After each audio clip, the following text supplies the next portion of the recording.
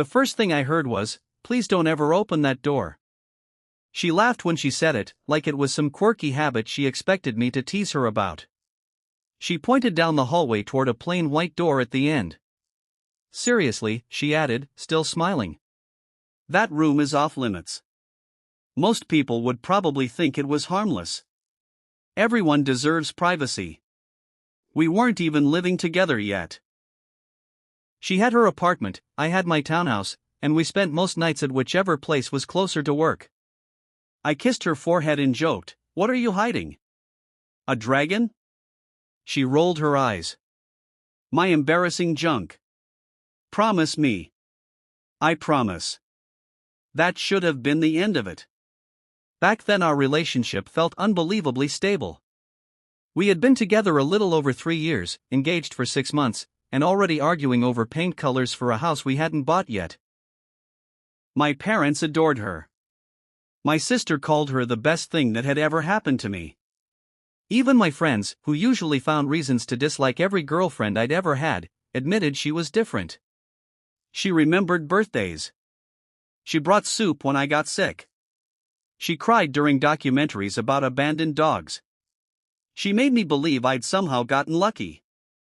Looking back, I realize I confused consistency with honesty. They're not the same thing. The strange part is that the locked room wasn't even the first red flag. It was just the only one I couldn't explain away. Over the next few months, that door slowly became part of the apartment, like another piece of furniture. I stopped noticing it most days. Whenever I stayed over, she would casually close the hallway light before bed, almost as if she didn't want my eyes drifting toward it. I never questioned it because I wanted to be the kind of fiancé who respected boundaries. Still, little things began to pile up. She never let the cleaning service into that room. Once, when the landlord announced an annual inspection, she took the afternoon off work just to be home. Another time I accidentally reached for the wrong key while locking up, and she grabbed it from my hand so quickly that she actually apologized afterward for startling me. "I know I'm weird," she said quietly. "Just trust me." And I did. Love has a way of making excuses before your brain even asks for them. Every odd moment received a reasonable explanation because I desperately wanted our future to stay exactly as I imagined it. I never considered that the one promise I'd made would become the biggest mistake of my life. The first real crack appeared on a rainy Tuesday, and it had nothing to do with the room. She was in the shower when her phone lit up on the kitchen counter. I wasn't trying to snoop. I only glanced because the screen kept buzzing. The preview read, "She keeps asking when she'll see you again." That was it. No name I recognized. Just a first initial and a heart emoji. When she came out, I casually asked, "Who's texting you?" She didn't even look at the phone. "Just my cousin." Something about how quickly she answered made my stomach tighten. Later that night, I remembered the message word for word. "She keeps asking when she'll see you again." Not I. She. I tried convincing myself it was probably a niece or a friend's daughter. But doubt is strange. Once it gets in, it quietly rewrites every memory. Suddenly I remembered cancelled weekends, unexplained errands, and the way she'd sometimes disappear for hours with a vague, "I just need some time alone." For the first time since we got engaged, I caught myself wondering whether I actually knew the woman I was planning to marry. I wish I could say I confronted her right away, but I didn't. Instead, I became the version of myself I always judged in other people. I paid attention to everything. I noticed she always carried her phone face down. She started taking calls on the balcony, even in cold weather. If I walked into the room unexpectedly, she'd end the conversation with a quick, "I'll call you later." Every explanation sounded reasonable on its own. Together, they painted a picture I couldn't ignore. Then came the weekend that changed everything. She asked me to water her plants while she visited her mother for the day. She handed me a spare key, kissed me goodbye, and reminded me of only one thing. "Please, not that room."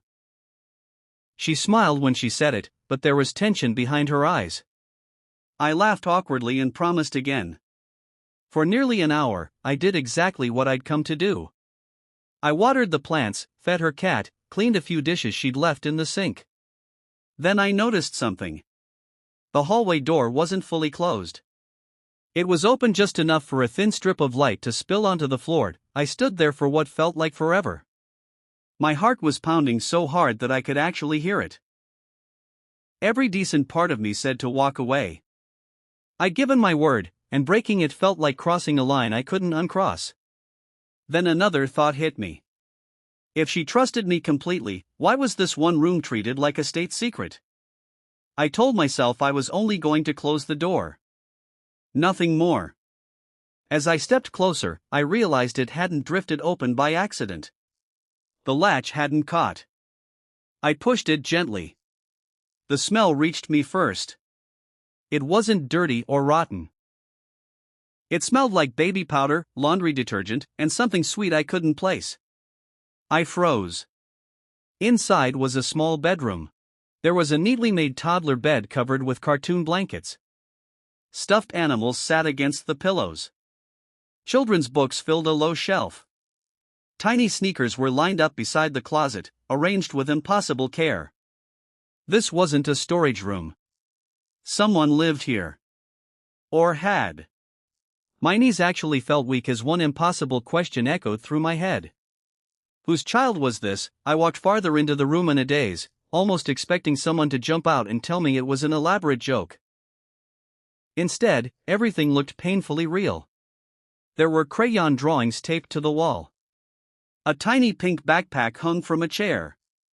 On the dresser sat framed photos. My hands were shaking as I picked one up. It was my fiancé, smiling with a little girl who couldn't have been older than 4. They were hugging so naturally that there was no doubt about it. This wasn't a friend's child. This wasn't a niece. Another picture showed them blowing out birthday candles together. Another showed matching Halloween costumes. Then I noticed a stack of paperwork tucked beneath the frame. Curiosity gave way to panic as I pulled out the top page. It was a preschool enrollment form. Under mother's name was my fiancé's full name. Under father's name, the space was blank. I stared at the paper until the words blurred. The woman I was planning to marry hadn't just hidden a room from me. She had hidden an entire child. I don't remember driving home. I only remember sitting in my driveway with the engine off, staring through the windshield while my phone buzzed in my pocket. It was her. "Everything okay?" she texted. A minute later, another message appeared. "Did you water the plants?" I must have read those 2 messages 20 times. She had no idea that my entire world had collapsed in the last hour. I didn't answer.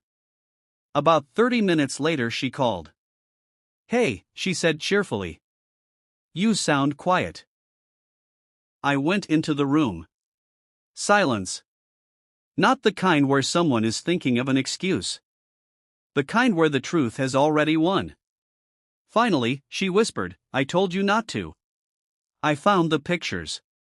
Another long pause. Then I heard her crying before she said a single word. "I was going to tell you." Those 6 words hit me harder than any confession could have. "When?" I asked. "After the wedding?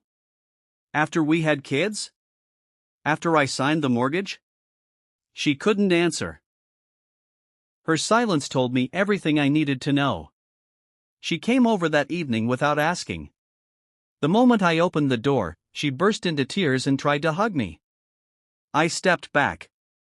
"I just need you to explain," I said. "No lies. Not one." She nodded, wiping her face with trembling hands. "The little girl is my daughter." Even though I already knew, hearing the words out loud felt like being punched. "You have a daughter," I repeated. "You've known me for over 3 years, and I never once heard her name." She sank onto the couch. "I got pregnant when I was 19. Her father disappeared before she was born. My parents helped me raise her, and after my mom got sick, my daughter started living with them most of the time." I couldn't understand any of it. Why hide her?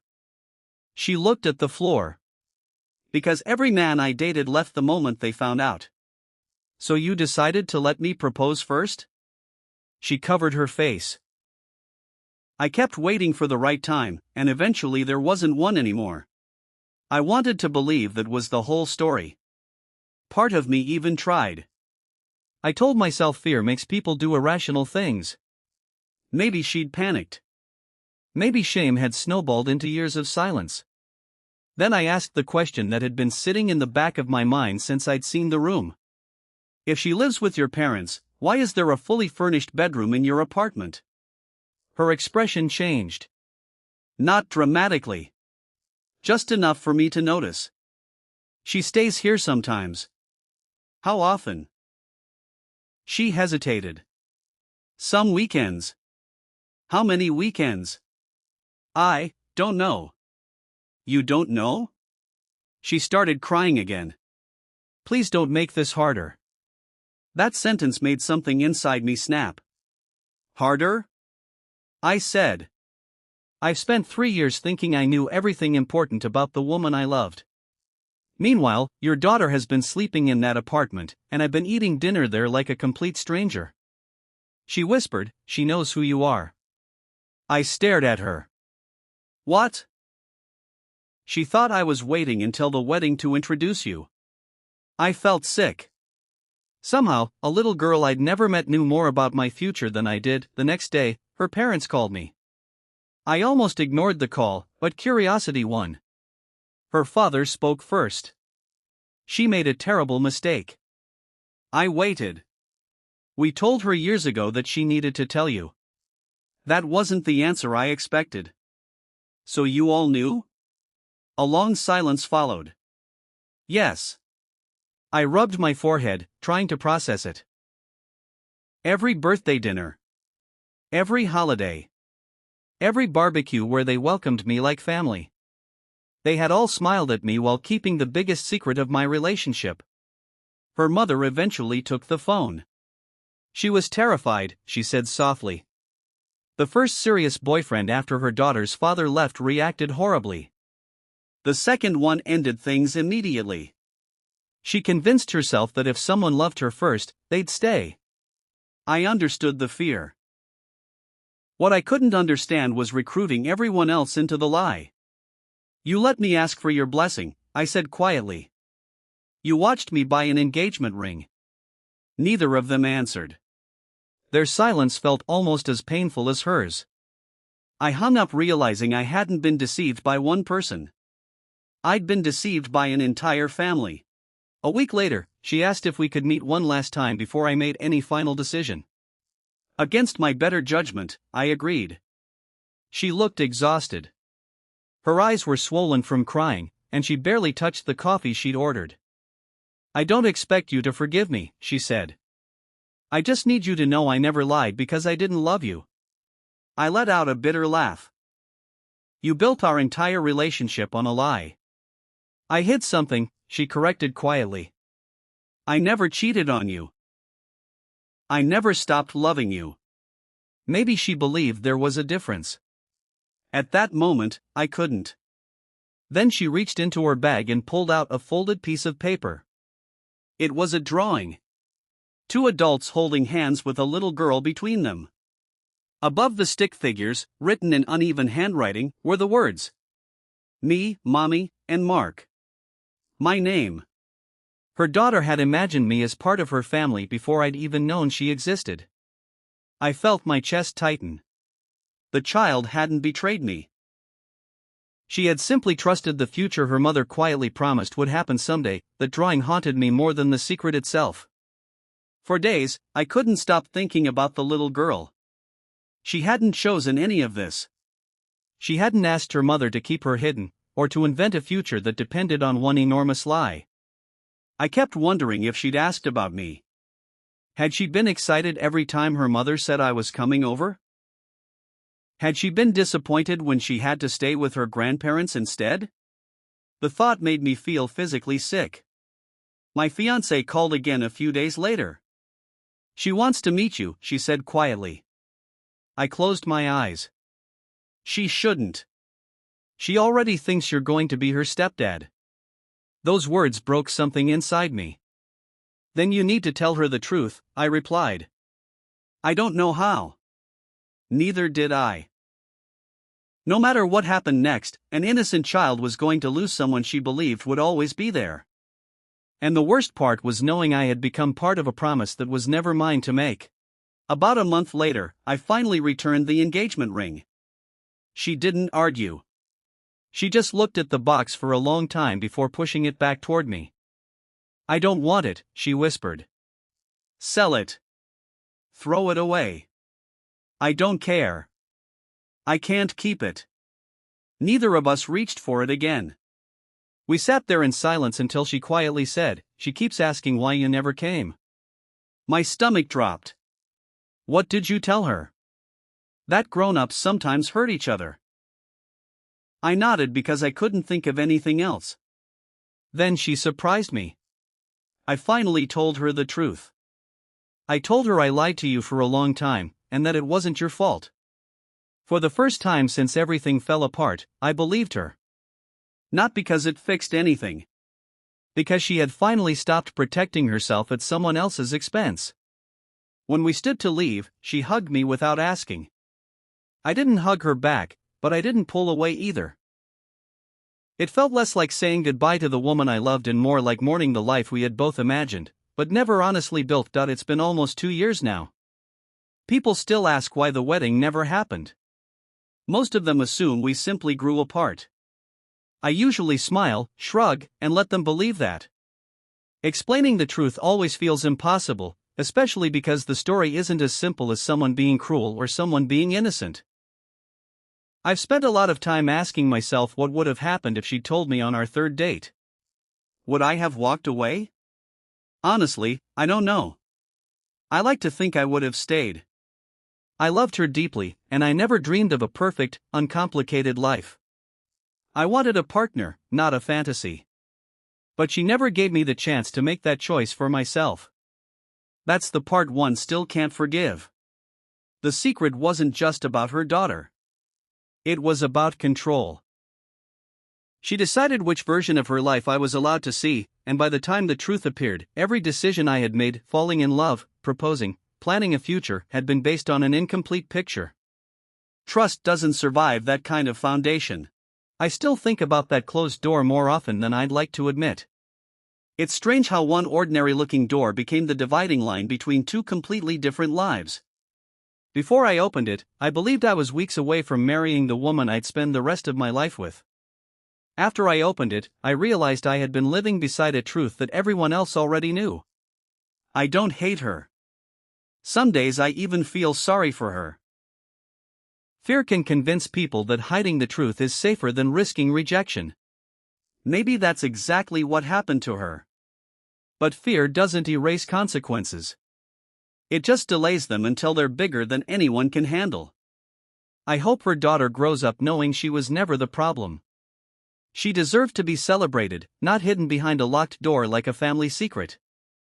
As for me, I learned something I wish I'd never had to learn. When someone asks you to ignore one part of their life without explanation, it isn't always about respecting boundaries. Sometimes it's because the truth waiting behind the door has the power to destroy everything you thought was real.